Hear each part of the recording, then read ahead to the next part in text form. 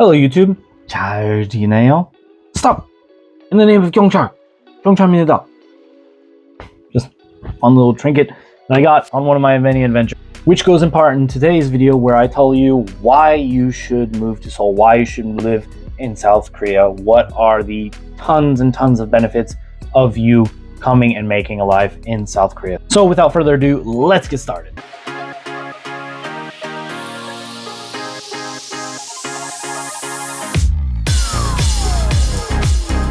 Coming up on the first thing on our list is the transportation. Good God, is the transportation in South Korea amazing. Now, sometimes when people think transportation, Japan across the ocean is the number one. No. 아니야, 아닌데. The transportation in Seoul specifically is so god tier. It's convenient, easy to understand, and cheap. Moreover, they changed the map. Right? Something that hasn't been changed in 40 years. They redesigned the map of the subway system, make it even more convenient, even more easy or easier to understand and read. They made this big old circle, line 2, which is the biggest line that you will be taking if you're visiting all the famous spots in South Korea. Now, I know map redesign may not be exciting to a lot of people, but for me, it's pretty exciting because it's really cool and it is, again, really easy to understand. As for the basic cost, it's like 1,281 around that. It does kind of fluctuate a little bit, but it's so cheap and you just pay one time and then you can hop on and off without really paying anything again. And that includes the bus. You get a 30-minute gap of free transfer, basically. So if you get off on line 2 off of Gangnam and then you need to take a bus, within 30 minutes, it is free. You don't pay anything more. Now, there might be a slight charge depending on what line you go on, like the Shinbundang line. They charge a little bit more because it's a luxury line. But anyways, it's not anything really more than 500 won, basically added on. However, if you are coming here as a traveler, or even if you're living here, you might want the climate card. The climate card is so good, something that they just announced recently. I think it was last year that they came out with this. What a great even a system that they can place. So if you are a traveler especially, they have the, say it with me, 1, 2, 3, 5-day pass, where you can pay basically for one of those option days. Now, a 1-day pass is 5,000 won, the 2-day pass is 8,000 won, the 3-day pass is at 10,000 won, and the 5-day pass at 15,000 won.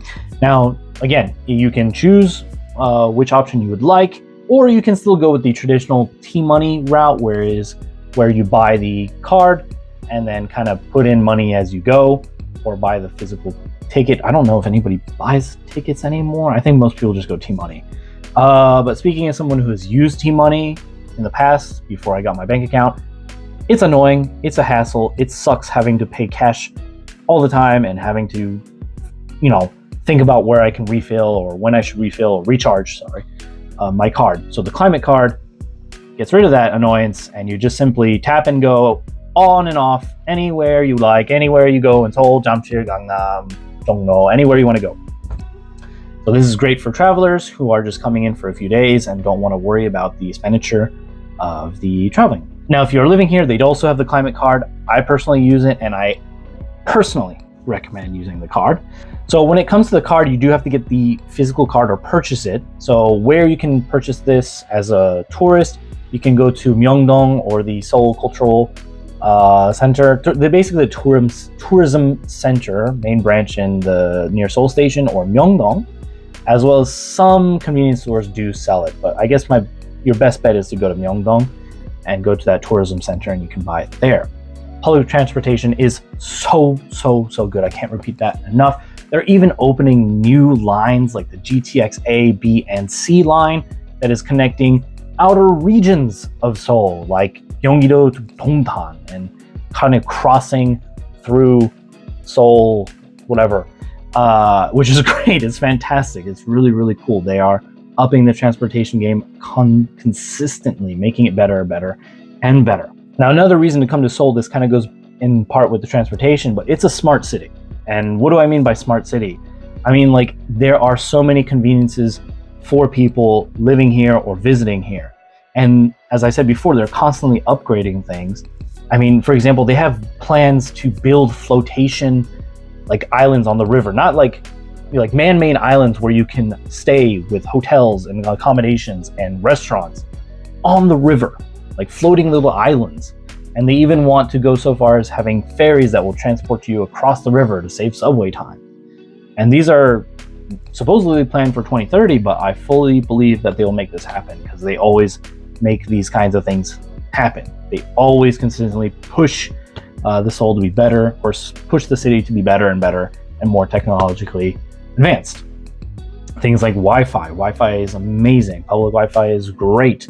Going to any restaurant or cafe or hotel, it's almost like impossible to not have Wi-Fi at a location. If some place doesn't have Wi-Fi, people will complain. They will openly complain that it doesn't have Wi-Fi, and if it's not good, they will complain about that even. So you'll never have to worry about, using data at all. Now, typically when people think cities, they think like, oh, it's congested, there's a lot of people, air quality's bad, there's just buildings, and yada, yada, yada. Now, Seoul is congested.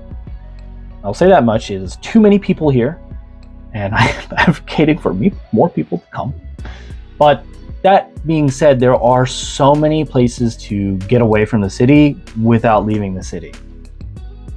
Now, don't get me wrong, YouTube, I really do love Gyeongju. It'll always have a place in my heart, and I do wish to go back and live there, and I advocate for many people to go and live or / visit Gyeongju. It's a beautifully amazing, wonderful city that I miss. If you want a breath of fresh air and not feel like you're constantly surrounded by buildings, you've got the beautiful waterside park of Hangang that stretches for kilometers. Just this amazing riverside park that you can bike, walk, run, picnic, do yoga. I guess you do so many things. Or if you don't feel like going to Hangang and you don't want to be by the river, there are so many great and amazing parks, some of which I've covered, like Seoul Forest Park near the Seongsu-dong area. There's so many like views that you can see. You can go climbing mountains and things like that. So all within the city, not even that far away, not a long bus drive, not a long train ride or anything, are plentiful and really, really, really good reason, again, to visit Seoul or South Korea in general. And you might be thinking, what is there to do? Because some cities like San Diego, for example, where I'm from, not many things to do, especially if you've lived there for as long as I have. A tourist in San Diego, plenty of things to do. Zoo, SeaWorld, Gaslamp District, Old Town, a lot of things to do. But, for example, on just one of my walks the other day to Borame Park, there's just a random kind of, not really festival, but big event going on where I could get this Polytalk, which I got for free. And just on random Saturday, I didn't even plan this. I didn't even know about it. I just went there, and it feels like every Saturday they've got something going on down by the park. And this is the same throughout Seoul. They've got numerous festivals that happen all throughout the year. We did Seoul Festa not too long ago in the summer, and we're going to do another festival this weekend that I'm very excited for. I'm not going to mention anything, but it does have to do with food. I'm very excited for that festival as well.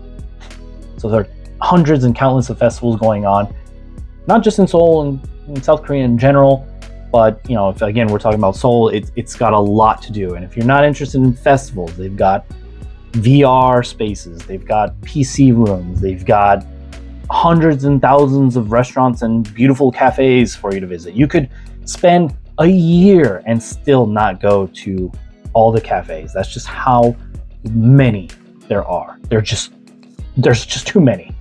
And there's just like all kinds of things. And I've recorded a lot of these things, like going to multi-rooms and archery rooms and whatever you want. If you want to do something, it exists in Seoul. It'll be there. Going along with this, the city doesn't sleep. It's 24/7. Now, something that's a bit of an inconvenience for me and people like me, the early risers, I like to get up early in the morning and get things done. Not many things are open in the morning, unfortunately. They're starting to slowly open more, but usually around 10:30 is when they open. but they will be open all night. So if you are a night owl, this city is for you. There are so many things to do at night, and a lot of things going out at night. That's why I usually don't record at night, because I'm in bed, man. But it is open 24/7, and the convenience stores. Oh god, I mean, the convenience stores are so good. I mean, that's why we're doing a series on it, and the videos we'll be putting them out pretty soon.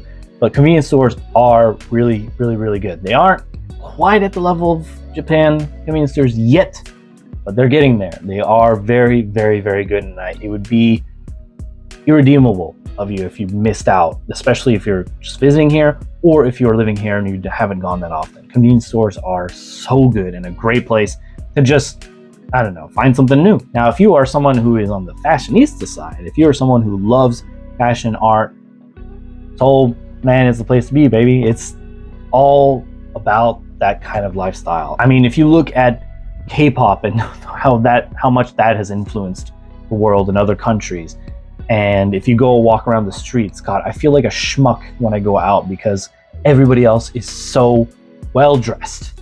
And I'm not like dressing poorly either. I mean, I'm in my homeware now, but you know, when I go out, I dress, you know, because I go to work and all that, and I still feel like I don't look as good as everybody else.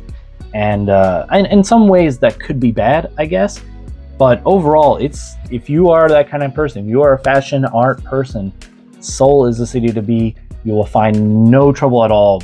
The things that you need for whatever fashion projects you have going on, or whatever your style, brand, whatever you want to do with that. And when it comes to foreign goods in general, it is much, much easier to find those products nowadays. I will admit, like when I first got here, it was really hard to find things that, you know, were from France or America alone. But these days, that barrier of not finding products is getting a lot thinner and almost gone, because especially with Coupang, for example, God, I love Coupang. You can find anything on there. You know, sometimes it might take a bit longer than the usual products to get here, but you can find it. And even if you go to places like Itaewon, go to the, you know, local markets there, you'll find some foreign goods as well. Now, these might come at a slightly higher price tag, but if it's something you really want to eat, if you've lived here for a while and you just kind of want to get some home cooking, you can find the products easily. Not everything yet, but everything will be here in Seoul. Now, with that being said, I have given you all kinds of information about Seoul, South Korea, why you should move here. And again, I can't stress this enough. If you are somebody who's looking for a new opportunity, if you are stuck with what you are doing and you want something new, some new experience in life, and you want to live in another country, make Seoul, South Korea the first place that you should consider. And I know that still, even with all the, you know, K-pop and K-culture that's being thrown out into the world, Seoul still hasn't quite reached its peak yet. So don't hesitate to feel like South Korea or Seoul is like you're not sure of. It is a great city, and I feel like I've been trying to prove that through various videos I've recorded here, and even in today's video. So the next time you're considering your travel or next destination to live, I hope you guys think of Seoul, South Korea. Now, if you are someone who's already living here and you feel like there's something I missed and I didn't talk about or didn't go over, or if anybody has any further questions, leave some comments down below. I'm always happy to answer any questions that people might have as someone who's lived here for as long as I have. And I know by the time that this video comes out, it'll be kind of Halloween, so it's not a spooky vibe Halloween video. Korea doesn't really do Halloween anyway, so I don't know what you expect. Anyways, thank you guys for watching. I hope you guys enjoyed today's video, and if anything, I hope you guys took from this the enthusiasm I have for Seoul, or love I have for Seoul, and I hope you guys also take that into consideration when you think of your next travel destination. Thank you so much, YouTube. Peace for now. Bye.